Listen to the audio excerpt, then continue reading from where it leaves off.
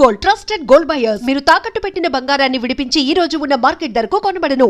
నమస్తే, welcome to iDream. నేను Rachel. మనకు స్వాతంత్రం వచ్చి దాదాపు 79 సంవత్సరాలు పూర్తయి 80 సంవత్సరంలో అడుగుపెట్టబోతున్నాము. ఇంత సుదీర్ఘ ప్రయాణంలో ఎన్నో మార్పులు చోటు చేసుకున్నాయి. మరి ముఖ్యంగా చూసుకున్నట్లయితే యువకుల పాత్ర అమోఘమని చెప్పొచ్చు. యువకులు తలుచుకుంటే ఏదైనా సాధించగలమని మార్పు, వారి ప్రవర్తనలో పరివర్తన ఎక్కువగా చూస్తున్నాము. మరి దేశ రాజకీయాల్లో యువకుల పాత్ర ఏ విధంగా ఉండబోతోంది ముందు ముందు అనే విషయాన్ని డిస్కస్ చేయడానికి ఇవాళ ఐడ్రీమ్ స్టూడియోలో మనతో పాటు ఉన్నారు ప్రముఖ అనలిస్ట్ మందడి కృష్ణారెడ్డి గారు. మనతో పాటు ఉన్నారు, వారితో మాట్లాడాల్సిందే. నమస్కారం సార్. నమస్కారం అమ్మ. సార్, యువకులు చాలా ఉత్సాహంగా ఉన్నట్టు కనిపిస్తోంది. మొన్న జరిగిన రాజకీయ పరిణామాలు చూస్తూ ఉంటే ఒక మంత్రినే గద్దె దించే స్థాయి ఎవరి వల్ల సాధ్యం కాదు, యువకుల వల్ల సాధ్యమైంది. సో ముందు ముందు యువకుల పాత్ర రాజకీయాల్లో ఏ విధంగా ఉండబోతోంది? స్వాతంత్రం రాకముందు భారతదేశ చరిత్రను ఒకసారి మనం పరిశీలిస్తే యువకుల పాత్ర చాలా గణనీయంగా ఉంది. బ్రిటిష్ వాళ్లకు ఎదురుడ్డి పోరాటాల రీతిలో ఆనాడు యువకులు ప్రాణాలు అర్పించడానికి కూడా సిద్ధపడ్డారు. అలాగే తల్లి వీరతిలకం దిద్ది బిడ్డల్ని బ్రిటిష్ వాళ్ళకి ఎదురుగా పోరాటం చేయడానికి పంపించిన సంఘటనలు మనం చూసాం. భార్యలు భర్తలకు తిలకం దిద్ది పంపించినటువంటి సంఘటనలు మనం చూసాం. ఆ తర్వాత మనకు స్వాతంత్రం సిద్ధించింది. బ్రిటిష్ వాళ్ళు దేశం నుంచి వెళ్ళిపోయారు. 1947 ఆగస్టు మనకు 14 అర్ధరాత్రి స్వాతంత్రం మనకు సంభవించింది. తర్వాత మనం గమనించుకుంటూ వచ్చినట్టయితే యువత పెడదారిలో పోతున్నారేమో అన్న ఒక అనుమానం భారతదేశంలో చాలామందికి కలిగింది.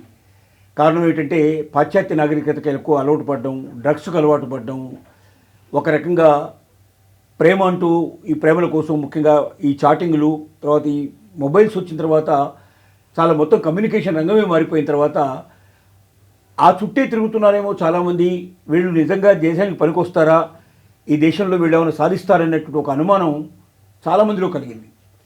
కానీ దాన్ని పటాపంచలు చేసుకుంటూ అటు బంగ్లాదేశ్లో, ఇటు నేపాల్లో, అటు భూటాన్లో, ఇంకా కొన్ని బంగ్లాదేశ్ లోపల, మనకు నేపాల్కు, శ్రీలంక లోపల ఏవైతే జంజీ ఉద్యమాలు వచ్చాయో ఆ జంజీ ఉద్యమం భారతదేశంలో కూడా ఒక రకంగా కాక్రోచ్ జనతా పార్టీ అనే పేరుతోటి ఉద్భవించినప్పుడు నిజంగా యువత లోపల ఇంత ఆలోచన జ్ఞానం ఉందా, ఇంత శక్తి సంపద ఉందా, ఒక నిజం చెప్పాలంటే అపోజిషన్ పార్టీ సాధించలేనటువంటి ఘనతని యువకులు సాధించగలిగారా అని చెప్పుకోవడానికి అందరినీ ఆశ్చర్యపరిచేటువంటి సంఘటన మనకు ఢిల్లీలో ఆవిష్కృతం అయిపోయింది.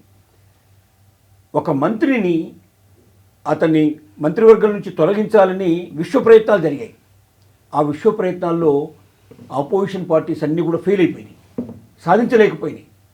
కానీ ఒక 21 రోజుల ఉద్యమంతో కాక్రోచ్ జనతా పార్టీ ఇచ్చిన పిలుపు మేరకి ఢిల్లీ జంతర్ మంతర్లో కూర్చున్నటువంటి కొన్ని వేల మంది విద్యార్థులు, యువకులు చేసినటువంటి సమ్మెకి దిగి వచ్చి చిట్ట చివరికి మనకు ఒక మంత్రి కేంద్రం లోపల రిజైన్ చేయాల్సిన పరిస్థితి పడింది. ధర్మేంద్ర ప్రధాన్ అనేటువంటి మనిషి, ఆయన మంత్రి రిజైన్ చేశాడు.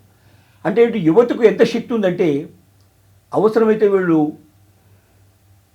ప్రధానమంత్రి పీఠాన్ని కూడా కదిలించగలిగే శక్తి వీళ్ళకుంది, రాజకీయాలను మార్చగలిగే శక్తి కూడా వీళ్ళకుంది. వీళ్ళకు ఒక ఓపిక, ఒక శ్రద్ధ, ఒక ఆలోచన జ్ఞానం, దేశాన్ని ఎట్టి తీసుకెళ్ళాలి అనేటువంటి ఆలోచన కూడా వీళ్ళకు ఉన్నట్టుగా ప్రస్ఫుటమైంది. దీంతో చాలామంది అమ్మాయి అని ఊపిరి పీల్చుకున్నారు. అంటే అంతకుముందు ఉన్నటువంటి యువత ఆలోచన దృక్పథం వేరు. ఒక్కసారి మిగతా దేశాల లోపల ఈ జంజీ ఉద్యమాలు బాగా పెరిగిపోవడం, ఆ జంజీ ఉద్యమాల వల్ల ఆ దేశాల్లో ఉండేటువంటి రాజకీయ ప్రతిష్టంభన ఏర్పడటం, అక్కడ మొత్తం రాజకీయాల్లో పార్టీలే మారిపోయి మొత్తం గతంలో ఉన్నటువంటి పార్టీల కన్నా భిన్నమైనటువంటి పార్టీలు పుట్టుకొచ్చి ఆ దేశం లోపల కొత్త ప్రధానమంత్రులు, కొత్త మంత్రులు ఏర్పడటం జరిగింది. మన దగ్గర కూడా తమిళనాడు తీసుకుంటే ఒక నిశ్శబ్ద విప్లవం తమిళనాడులో జరిగింది. యాక్చువల్గా అక్కడ ఉన్నటువంటిదంతా కూడా తమిళ లోపల తమిళ మున్నేటకడిగా మనం చూసాం. అంటే వాళ్ళు ఒక రకంగా అందులోంచి తేరుకోకుండా బయటికి రాలేని పరిస్థితిలో ఆ ద్రవిడ మున్నేట కదికం, ద్రవిడంలో ఏదైతుందో ద్రవిడ పార్టీలు, ద్రవిడిని సంస్కృతిలో ఉన్నటువంటి అన్నా డిఎంకేని కానీ డిఎంకేని కానీ రెండింటినీ కదిలించుకుంటూ అసలు ఒక 10 సభల్లో కూడా సరిగ్గా ప్రసంగించకుండానే విజయ్ అనేటువంటి సినీ నటుడు అక్కడ 108 సీట్లు సాధించి బ్రహ్మరథం పట్టే విధంగా ఇవాళ తమిళనాడు లోపల ముఖ్యమంత్రిగా తన స్థానాన్ని సుస్థిరపరచుకున్నాడు. ముఖ్యమంత్రిగా సుస్థిరపరచుకోవడమే కాదు, అంతకుముందు ఏ ముఖ్యమంత్రి చేయనటువంటి పనులు అతను లంచగొండి మీద చేసినటువంటి ఒక యాత్ర. ఎవడైనా లంచం మిమ్మల్ని అడిగితే చెప్పండి, ₹1,00,000 మీకు బహుమానంగా ఇస్తాను. మీరు దానికి సంబంధించినటువంటిది మీరు ఆ ఫోటో తీసి దాని వీడియో తీసి మీకు ఏదైనా దాని అంటే ఆధార సహితంగా మీరు లంచం అడిగిన వాడిని మాకు పట్టించండి, చూపించండి, అడిగినట్టుగా మాకు ఇన్ఫర్మేషన్ ఇస్తే చాలు, నీకు ₹1,00,000 ఇస్తానని చెప్పి ప్రకటించాడు. దాంతో లంచగొండుల గుండె లోపల గుబులు పెట్టుకునే పరిస్థితి ఏర్పడింది. అలాగే అతను తీసుకున్న ప్రతి చర్య ఏదైతే ఉందో ఇవాళ ప్రపంచాన్ని విస్మయం చేస్తుంది. యువకులకు ఇంత శక్తి ఉందా, ఇంత ఆలోచన జ్ఞానం ఉందా? ఏళ్ల తరబడి దశాబ్దాల తరబడి రాజకీయాల లోపల మెలిగిపోయినట్టు వాళ్ళు కూడా చేయలేని పనులని ఒక కొత్తగా ఏమాత్రం రాజకీయ అనుభవం లేని 2 సంవత్సరాల లోపల కిందనే రాజకీయాల్లో అడుగుపెట్టి ఇంత గొప్ప విజయం సాధించగలిగే పరిస్థితి ఉందా రాజకీయాల్లో అని విస్మయం చెందేటువంటి స్థితి ఏర్పడింది. అంటే యువత భారతదేశం లోపల ఖచ్చితమైన ఒక ఆలోచన జ్ఞానంతో ఉన్నారు, ప్రస్ఫుటమైనటువంటి ఒక లక్ష్యంతో ముందుకెళ్తున్నారు. ఖచ్చితంగా వీళ్ళు ఈ దేశం లోపల మార్పుకు సిద్ధపడతారు, ఈ దేశంలో నిజాయితీని నీతిని పెంపొందిస్తారు. ఇప్పుడున్నటువంటి భ్రష్టుపట్టినటువంటి రాజకీయాలను మొత్తం మార్చేసి ఒక కొత్తదనానికి ఊపిరి పూస్తారనేటువంటి ఒక ఆలోచన, నమ్మకం ప్రతి వారిలో కలిగింది. కాబట్టి ఇవాళ ఉన్న యువత ఈ దేశాన్ని మార్చగలిగే శక్తి ఉన్నటువంటి యువతే. కొద్దిమంది దీంట్లోపల అవలక్షణాలు కలిగి ఉండొచ్చు, కొంతమంది పక్కదారిలో పడుతూ ఉండొచ్చు, కానీ మ్యాక్సిమం పీపుల్ ఎవరైతే ఉన్నారో మెయిన్ స్ట్రీమ్లోనే ప్రయాణం చేస్తున్నారు. వాళ్ళు ఈ దేశానికి రక్షణ కల్పిస్తున్నారు. భవిష్యత్తు లోపల మనకు ఏ డోకా లేదు. ముఖ్యంగా ఇంకేంటంటే ప్రపంచంలో ఉండే అన్ని దేశాల కన్నా యువత ఎక్కువ ఉన్న దేశం మన దేశమే. ఇక్కడ మనం డిస్కస్ చేసుకోవాల్సిన అంశం ఏంటంటే యువతలో చైతన్యం వచ్చేసింది. ఒకప్పటితో పోలిస్తే ఇప్పుడు డ్రాస్టిక్ చేంజెస్ చూస్తున్నాము. ముందు రాజకీయాలు చాలా ఉత్కంఠభరితంగా ఉండే అవకాశాలు ఎంతవరకు ఉన్నాయి మీ దృష్టిలో? ఒకప్పుడు కొన్ని రాజకీయ పార్టీలకు మాత్రమే వత్తాసు పలికేవాళ్ళు, ఎప్పుడు వాళ్ళదే గెలుపు అన్నట్టుగా ఉండే పరిస్థితుల నుంచి మార్పు కోరుతున్నటువంటి ఈ తరుణంలో మున్ముందు ఎలక్షన్స్లో గెలుపు చాలా కష్టతరమైందని భావించవచ్చు అంటారా? ఖచ్చితంగా ప్రతి రాష్ట్రంలో కూడా మార్పు వచ్చే పరిస్థితులు కనబడుతున్నాయి.